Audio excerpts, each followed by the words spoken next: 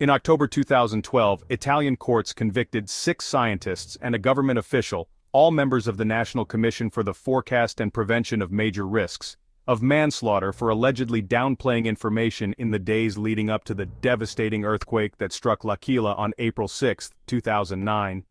Tens of thousands of buildings were destroyed, 1,000 people were injured, and 308 people died.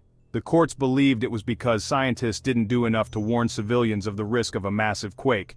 All but one of the convictions were overturned on appeal in 2014, and the remaining defendant had his sentence reduced from 6 years to 2. The case caused intense controversy in the scientific community and highlighted a curious fact about earthquakes in general. Scientists can't predict where or when they will occur, but why not? Earthquakes. How do they work? For centuries, people wondered what caused the Earth to shake. In the 1960s, scientists finally settled on the theory of plate tectonics, which posits that the Earth's surface is built of plates, solid slabs of rock, that move relative to each other on top of the hotter, molten material of the outer core. As these plates move around, they slide past and bump into each other. On the boundaries of these plates are faults, which have rough edges and stick together while the rest of the plate keeps moving. When this occurs, the energy that would normally cause the plates to move past one another is stored up, until eventually the force of the moving plates overcomes the friction on the jagged edges of the fault. The fault unsticks and releases that energy, which radiates outward through the ground in waves, causing an earthquake when the waves reach the surface. To locate a quake's epicenter, the place on the Earth's surface directly above the hypocenter where the quake starts, scientists look at the waves produced by the quake.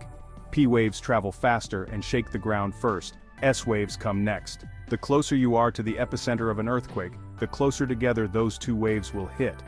By measuring the time between waves on 3 seismographs, scientists can triangulate the location of the quake's epicenter. The challenges of prediction.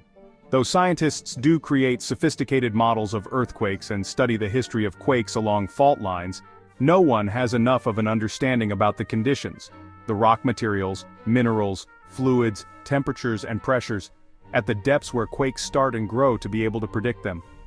We can create earthquakes under controlled conditions in a laboratory, or observe them close up in a deep mine, but those are special situations that may not look very much like the complicated faults that exist at depth in the crust where large earthquakes occur. Michael Blanpede, Associate Coordinator of the USGS Earthquake Hazards Program, told Mental Floss in 2012. Our observations of earthquakes are always at a distance, viewed indirectly through the lens of seismic waves, surface faulting and ground deformation. To predict earthquakes, we would need to have a good understanding of how they occur, what happens just before and during the start of an earthquake, and whether there is something we can observe that tells us that an earthquake is imminent.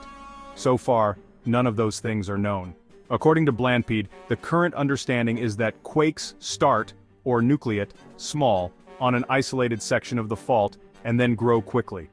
That nucleation can occur anywhere, and even when we have examples of repeated earthquakes, they may nucleate in different places, he says.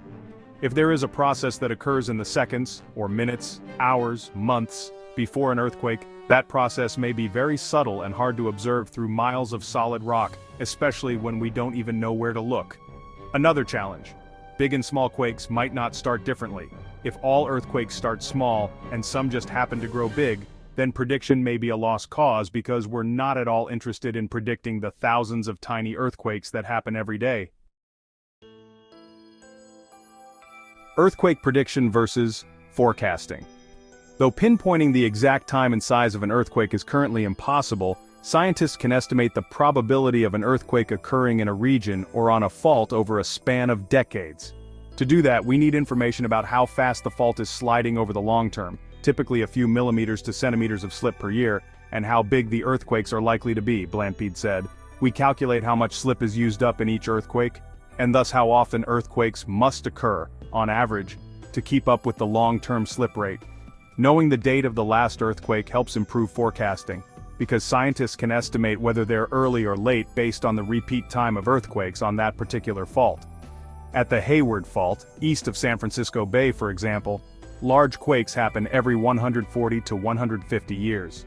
The last quake on the fault was in 1868, so scientists think that fault could produce another earthquake at any time.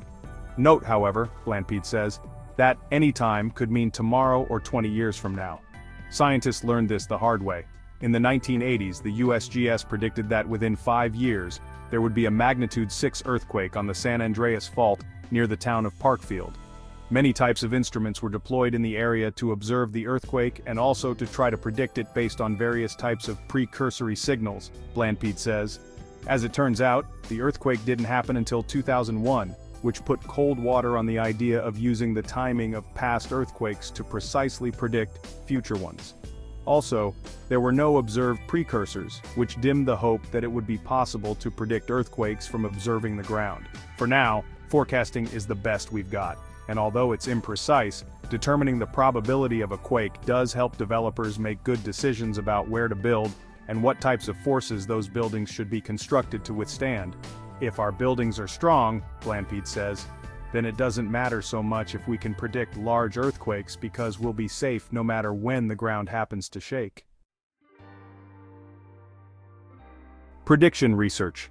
Quakes pose a threat to 75 million Americans in 39 states, so despite the challenges, scientists at the USGS are working diligently to figure out how to better predict these events. They create quakes in the lab, have drilled boreholes in the San Andreas Fault Zone to get a look at the conditions at depth, and study ground deformation using GPS sensors to understand how stresses build up on faults. This research was used to create the Shake Alert Early Warning System, which issues earthquake alerts via app and collects data on quake conditions to better forecast future movements. The system gives people some time, a few seconds to a minute maybe, to get away from the quake's epicenter and shelter in a safe place, while also helping officials to slow or halt public transportation, clear traffic off bridges and more. It currently covers California, Oregon, and Washington state. But there's no promise that a solid earthquake prediction method will ever be discovered. What we need is a prediction method that works better than random, educated guessing, and despite decades of work on this problem, so far nobody has demonstrated that such a method exists and works, Blanpede said. I am dubious that we will ever be able to predict the time of large earthquakes in a useful way. However, we can predict a lot of things about earthquakes that are useful other than the time of their occurrence, and we can use that knowledge to make ourselves and our communities resilient. If you found this video informative, please subscribe to our channel, like this video, and share it with your friends. Your support helps us bring you more content like this.